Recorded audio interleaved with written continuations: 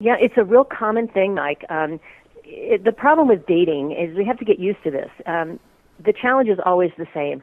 The people you're interested in aren't interested in you. The people who are interested in you, you're not interested in them. And it just keeps on going that way until you find the right fit. It's like trying on hats.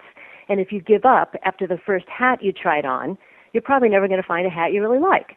So you just have to have the courage to keep going through the process. And if you are being approached and you have opportunities with people who are not quite on target for you, if they meet your top 3 critical criteria, then go for it. Have that date. It takes 3 dates before that thing called bonding begins to happen. And I'll give you a classic example of how this works. I worked with a lady named Leslie, absolutely loved her. She's beautiful. She's a mom with 3 kids, just about grown, and she lived in a beautiful home, and she was in a very strong position financially. Everything about her was just great. And we worked together for about 6 months. We did about 10 introductions together, great feedback, but not really the right connection. And it was just like what you were saying. The guys who wanted to have her second date with her, she was like, I don't think so. And the ones she really wanted weren't calling her for a second date. And this is the matchmaker's great frustration, is we cannot force second dates. It has to be organic. It has to be natural. So what we did with her is, after her program was even over, we don't ever limit our clients. If we have another client who wants to meet her, we're always going to make that referral. So my new client, Jim, comes in. He's just the kind of guy she's looking for, except for visually, not quite the ideal candidate.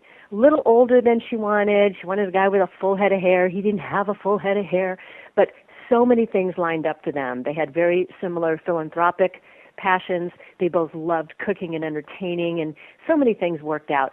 So I encouraged them to have that date. And afterwards she said, oh, great guy, but no chemistry, right?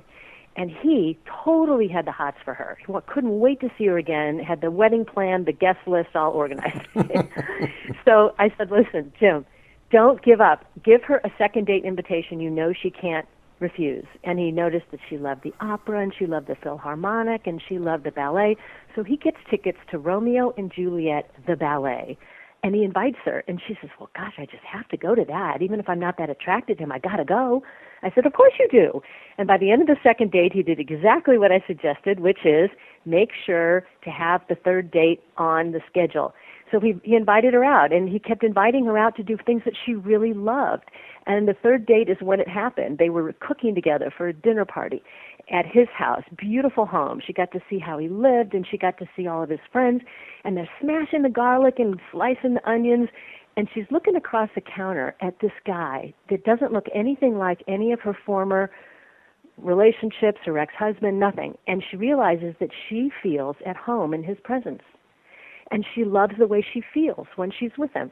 He adores her. He can't wait to see her again. Well, short version of the story, they're 7 years married now, and it's one of the best marriages we've ever created. And it just shows how, for women especially, we can fall in love over time and develop attraction over time.